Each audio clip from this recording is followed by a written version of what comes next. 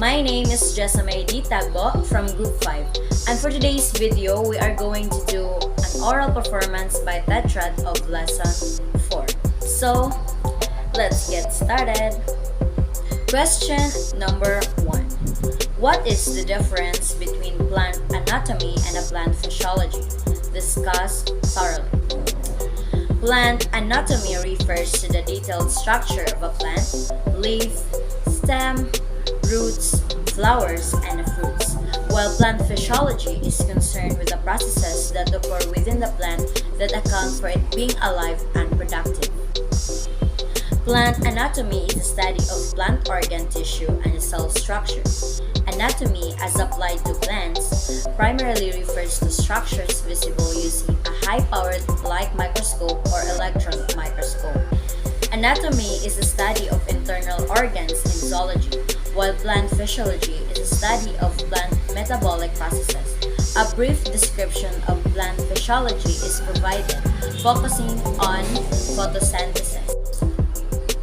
Physiology and anatomy are tightly correlated, as cell and tissue structure has changed with respect to the evolution of novel functional mechanisms. Question number 2. Enumerate and discuss the function of major plant parts. Before we get into the details, first, we must be aware of the similarities between plants and human beings. As we have already established, plants are composed of various parts, a fact similar to human beings who are also made up of different body parts. Just like each body part of a human being has a different role to play, each part of a plant exhibits a unique role that stimulates the growth of plants. Some of the most important parts of a plant include the roots, the stems, the leaves, the flowers, fruits, and also the seeds. First, we have here the roots. Roots are the most important part of a plant as they are responsible for transferring unnecessary nutrients to the plant. They are the agents responsible for delivering water and minerals to the plants. Besides that, they are also the active support system of a plant without which the plants would fail to stick to the soil. Moreover, they are also responsible for saving up food for the later use for the plant. And next, we have here the stems. Stems are also support system for the plants. Their main function is to act as delivery agents for the nutrients and water stored in the roots and transfer them into the other plant parts in the form of glucose. Stems also transfer food for the leaves to the other parts of the plant. And next, we have here the leaves. Leaves are the fundamental part of the plant as all the necessary food for the plants is stored in the leaves. A special part about leaves is that they are designed for the process of photosynthesis, which contributes to the process of making food in the leaves. Shoot apical meristems give a rise to leaves. Next, the flowers. Flowers are known as the reproductive products of plants.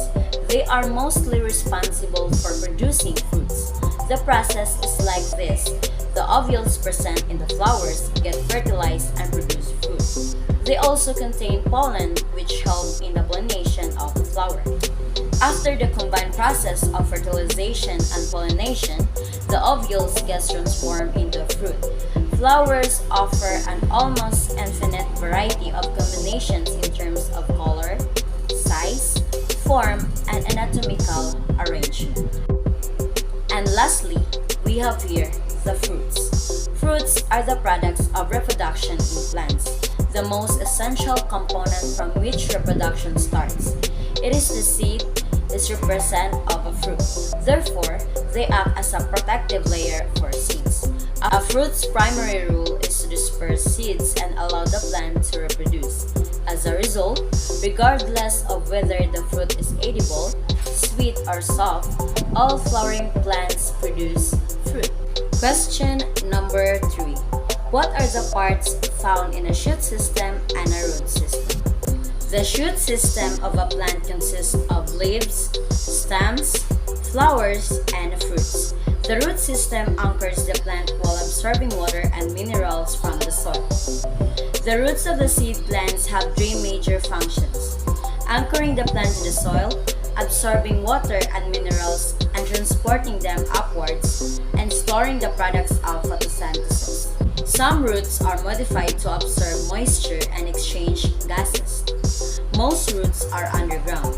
Some plants, however, also have adventitious roots, which emerge above the ground from the shoot. Root systems are mainly of two types. The taproot system have a main root that goes down vertically, and from which many smaller lateral roots arise.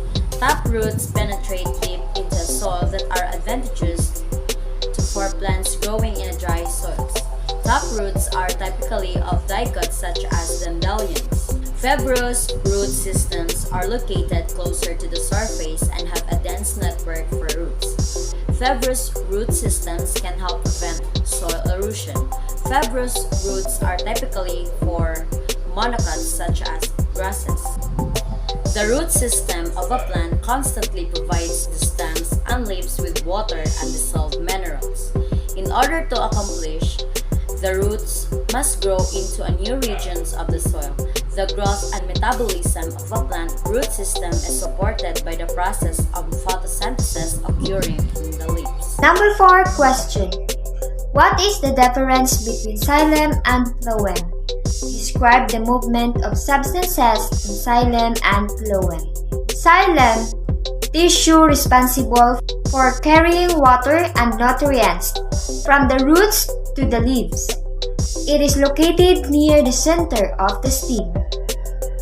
Whereas phloem, tissue responsible for carrying food produced in the leaf of the rest of the plant. The phloem is usually located near the outside of the stem.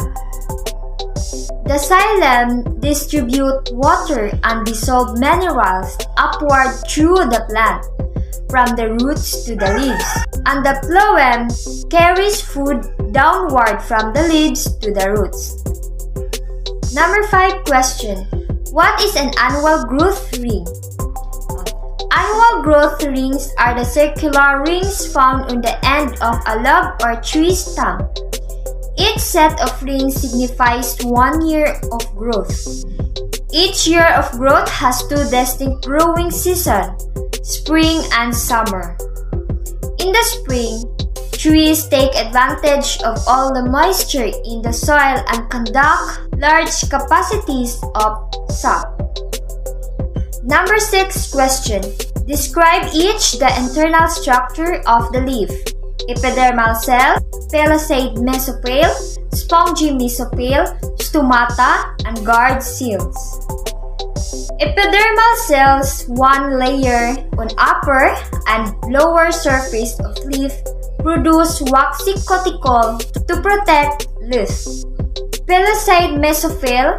The palisade mesopale below upper epidermis closely packed mesopale cells. Fairly large air spaces are present. Spongy mesopale.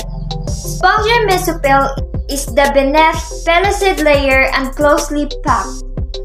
Air spaces in the mesopale layer allow oxygen out and carbon dioxide in. Stomata. Stomata are small openings on the surface of leaf. Allow for gas exchange, including water vapor. They open and close to allow gases in and out. Generally, more stomata on the bottom of the leaf. Guard cells. Guard cells surround stomata and control their opening and closing. When guard cells absorb water, they swell and open the stomata. And when guard cells lose water, they shrink and close stomata. Allow stomata to be closed when there is little water and open when there is lots. So what is the role of photosynthesis in plants and why it is important? So when you talk photosynthesis, it is a process through which green plants create energy using carbon dioxide and water. The role of photosynthesis in plants is plant taking in carbon dioxide through tiny holes in the surface of their leaves, flowers, branches, roots, or stem. Water is necessary component for the photosynthesis, and plants have the ability to adapt to their environment.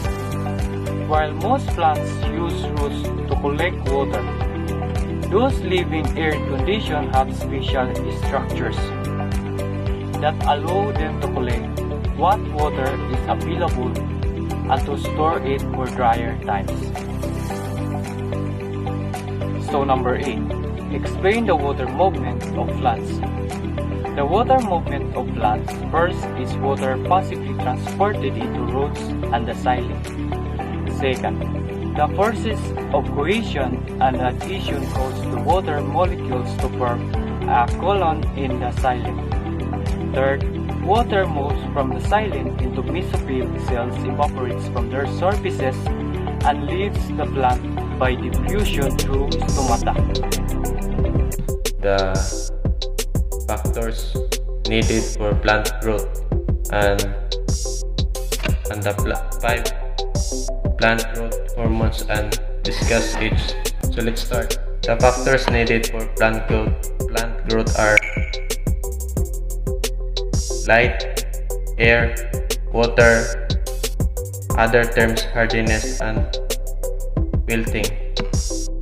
The last question is give at least 5 plant growth hormones and discuss each.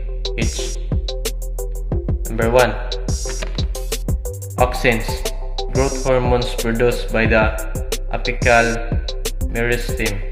They encourage height growth and discourage lateral growth. Number 2. Cytokinins, produce roots and seeds and are responsible for cell division and differentiation. Number 3. Ethylene, produced by ripening fruit. It stimulates flowering and ripening. Number 4. Gibberellins, produced in stems, roots and young leaves.